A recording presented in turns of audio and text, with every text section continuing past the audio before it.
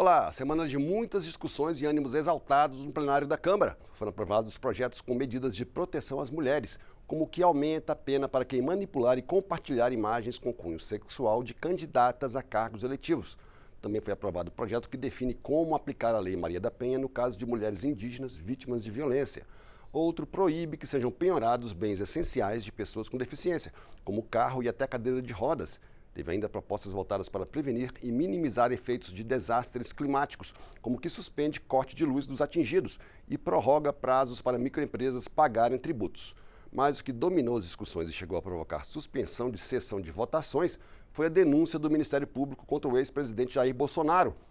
Vamos começar falando dos projetos que pretendem dar mais proteção às mulheres. O primeiro deles torna crime, com pena que pode chegar a 12 anos de prisão, a manipulação digital e o compartilhamento em redes sociais de imagem de candidata a cargo eletivo gerada por ferramenta de inteligência artificial.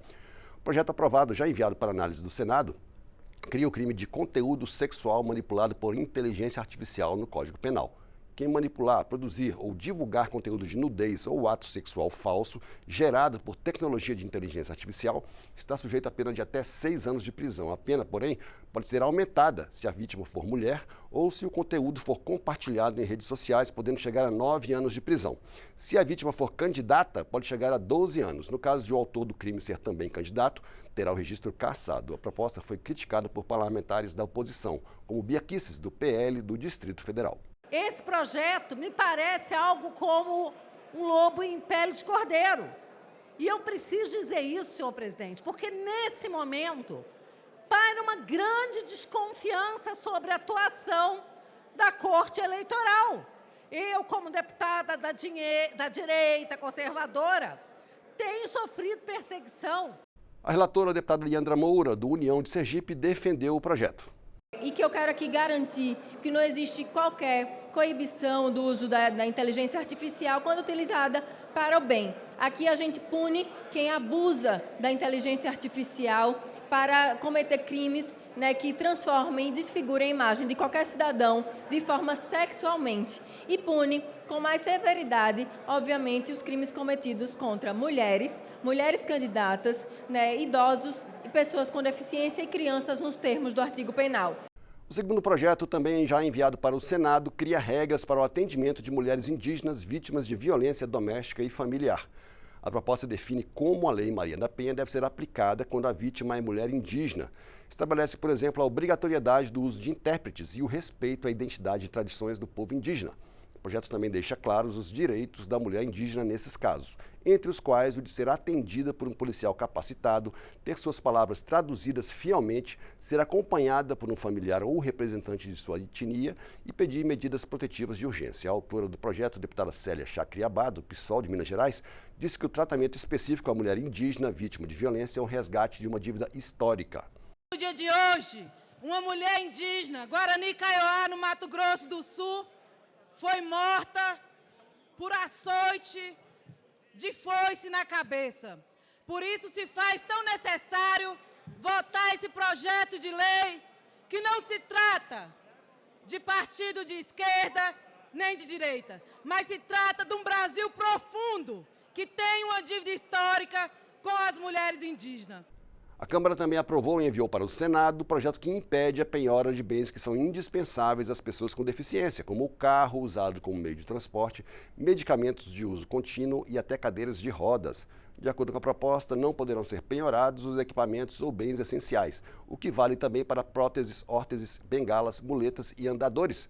No plenário, a relatora, a deputada Geovânia de Sá, do PSDB de Santa Catarina, deu parecer favorável ao texto aprovado pela Comissão de Defesa dos Direitos das Pessoas com Deficiência. O relator do projeto na comissão, o deputado Márcio Gerri, do PCdoB do Maranhão, disse que a proposta garante mobilidade e dignidade a essas pessoas. A impenhorabilidade destes bens, incluindo aí, inclusive, medicamentos de uso contínuo, dá para estas famílias e para as pessoas com deficiência uma segurança jurídica reforçada e de modo a que realmente possam fazer com que não haja quaisquer ameaças aos bens que eles utilizam, inclusive aqueles absolutamente imprescindíveis para a sua locomoção, para a sua vivência social.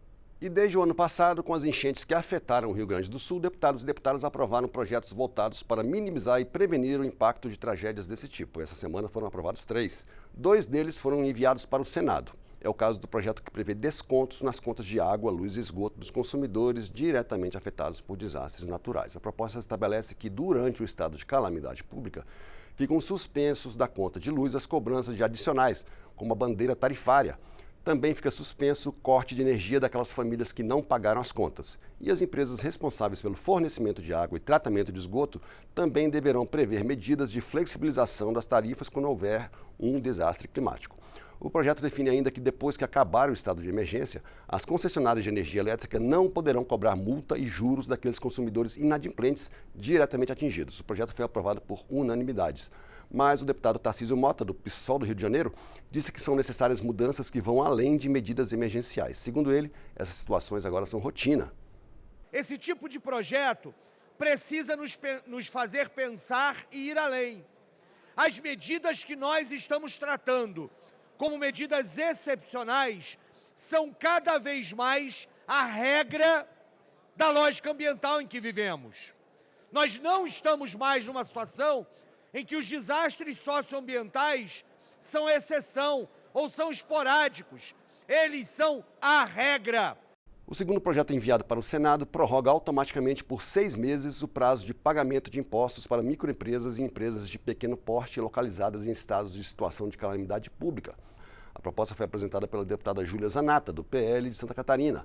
A relatora, a deputada Franciane Bayer, do Republicanos do Rio Grande do Sul, disse que a medida desburocratiza o processo de prorrogação dos pagamentos. Hoje já existe a possibilidade de prorrogar essa dívida, mas passa por um processo muito burocrático de pedido, de aguardar análise, de ser ou não contemplado com a prorrogação, o que faz com que o empreendedor, durante esse tempo, leve um rótulo de devedor de impostos, porque ele não consegue pagar os seus impostos. Esse projeto traz a automaticidade.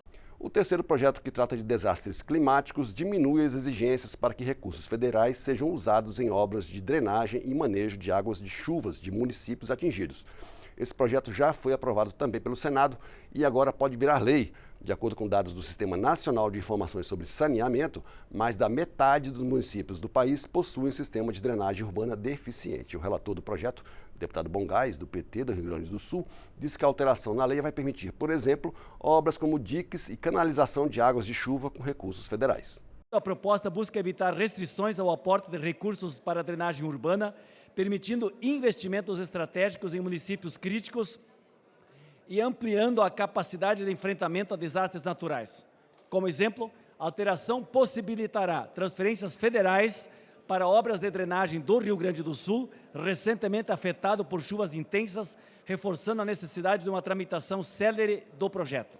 Mas o assunto que dominou as discussões do plenário desde a noite de terça-feira foi a denúncia do Procurador-Geral da República, Paulo Gonet, contra 34 pessoas por envolvimento em tentativa de golpe de Estado, incluindo o ex-presidente da República, Jair Bolsonaro. A informação chegou ao plenário por volta de 9 horas da noite de terça-feira e, a partir daí, provocou discussões acaloradas entre parlamentares governistas e da oposição. Teve até a sessão de votações suspensa e bronca do presidente da Câmara, Hugo Mota, por conta do tumulto na sessão. Bolsonaro foi denunciado por crimes como liderança de organização criminosa armada, tentativa de abolição violenta do Estado Democrático de Direito e golpe de Estado. Durante a discussão do projeto que criminaliza a manipulação digital da imagem de candidatas, o deputado Nicolas Ferreira, do PL de Minas Gerais, subiu à tribuna, cercado por parlamentares da oposição, para defender o ex-presidente Bolsonaro da acusação. Eles classificaram a acusação como fantasiosa, sem provas e com fins políticos. Golpe é o que vocês de esquerda fazem todos os dias aqui no Brasil, prometendo o paraíso e entregando o inferno. Golpe é meu ovo que tá caro, igual café, igual azeite. Fora Lula e aqui, não adianta resmungar, a gente vai voltar. Aceita que dói menos. Obrigado, presidente. Em seguida, o deputado Lindbergh Farias, do PT do Rio de Janeiro, líder da federação formada pelo PT, PCdoB e PV, também subiu à tribuna, mas para defender punição às pessoas apontadas como golpistas pelo Ministério Público. O discurso foi interrompido diversas vezes pela oposição, o que fez com que a deputada delegada Catarina, do PSD de Sergipe, que presidia os trabalhos, suspendesse a sessão. Hoje foi divulgado, tornada pública, a delação do Tenente Coronel Mauro Cid. Sabe o que é que ele disse? Sabe o que ele disse? Que o pai dele vendeu as joias e deu 445 mil de dinheiro roubado nas mãos de Jair Bolsonaro. Vamos fazer um pouco de silêncio, por favor. Um depósito de 103 mil, depois 171. Presidente, eu peço... Ordem, minha gente! O que é isso? Eu peço a restituição do meu tempo. O colega falar. A sessão foi reaberta pelo presidente da Câmara, Hugo Mota, que pediu respeito ao plenário e avisou que excessos serão punidos. Senhores parlamentares, entendo o ambiente turbulento político que o país enfrenta diante dos últimos acontecimentos, mas eu quero dizer às vossas excelências, se vossas excelências estão confundindo esse presidente como uma pessoa paciente, como uma pessoa serena, com um presidente frouxo, vocês ainda não me conhecem. Ou esse plenário se dignifica de estar aqui representando o povo brasileiro, ou nós não merecemos estar aqui. Aqui não é o Jardim da Infância, nem muito menos um lugar para a espetacularização que denigre a imagem desta casa. O plenário também aprovou o projeto que dispensa os advogados de pagarem antecipadamente as custas processuais no caso de precisarem entrar com uma ação de cobrança para receber os honorários devidos pelo cliente. Esse projeto seguiu para a sanção presidencial e pode virar lei. E esses foram os principais destaques do plenário da Câmara essa semana. Até a próxima.